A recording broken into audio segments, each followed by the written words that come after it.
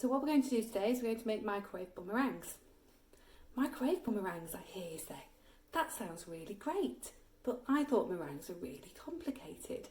And I'm here to show you that no, they're not. You can make meringues really easily, and all we need is just a few things.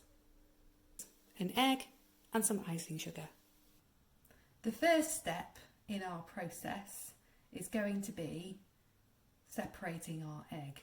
So we only want the egg white for our meringue. So we're going to be separating our egg into yolk and white. Now you can use something like an egg separator. You can use the shell to shell method, or you can put it through your fingers. We're going to use the shell to shell method to separate our egg. So I'm going to break my egg. I'm going to split my shell in half, and I'm going to keep my yolk in the shell, and I'm going to let my white loose into this bowl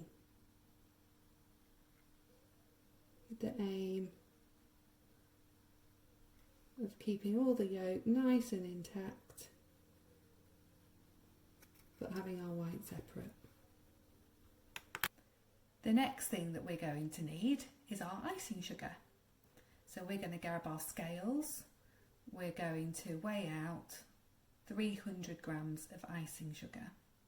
Okay, so now we've weighed our icing sugar, it's time to combine the two things. So just going to take our scales away, bring our egg white back, pour it in. Okay, so it's now time to combine the two. You've got a choice. You can grab a spoon, get it mixed in, or you can get your hands in. I do a combo, so I start mine off by using the spoon and then I'll finish it off with my hands. So I'm just aiming to combine the two things.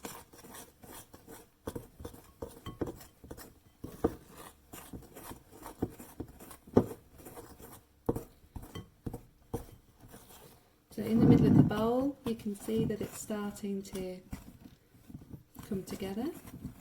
Once it gets to about this kind of stage, you need to be sort of smushing it around a little bit, making sure you're picking up as much of the icing sugar as possible. You can see it's now starting to form together. At this stage, I'm going to get my hands in. I'm going to bring it together. If it gets a bit sticky, just add a little bit more icing sugar.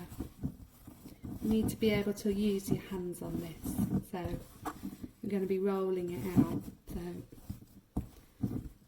But this is looking pretty good today. Obviously, depending on the size of your egg, then you might need to add a little bit more icing sugar if you've got a particularly big egg.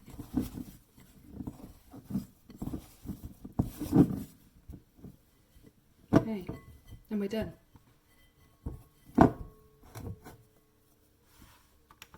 Okay, so step 3, we've got our icing made.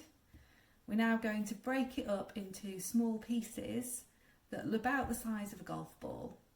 I'm just going to roll it in my hands, make it into a nice ball. Okay, I'm going to start by making 3 of these. There's our first one. They don't have to be exactly the same.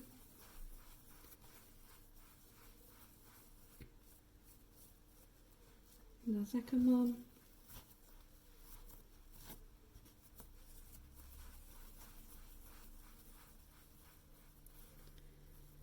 Okay, so next up we're going to grab a plate. A nice big plate, biggest plate that will fit in your microwave really. And we're going to grab a piece of kitchen roll. I'm going to pop that on the plate. And then going to do is going to take our 3 balls for one more quick roll.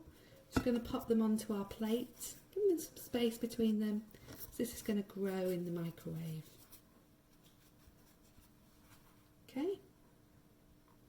What I'm going to do is I'm going to take the plate over to the microwave. Okay.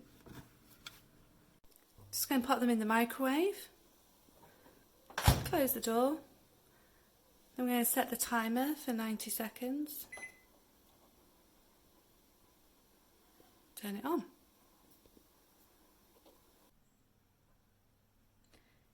It's quite fascinating to watch the meringues as they go through the microwave. So, you know, give it a quick peek. It's really interesting science that's happening in there. 30 seconds in. Meringues are starting to grow.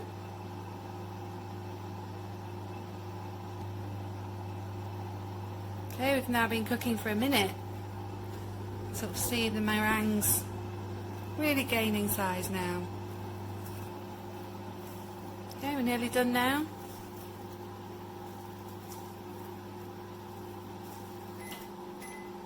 Okay.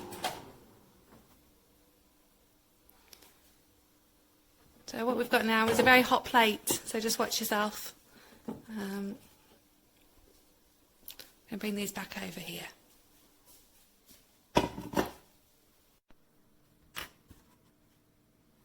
So what we've got now is our meringues. As I said before, they don't look as pretty, they're all kind of joined together. All we'll do now is I'm just going to peel off the kitchen roll.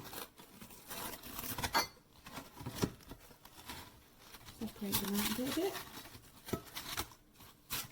There we go, we've got the texture of meringues, nice and crispy.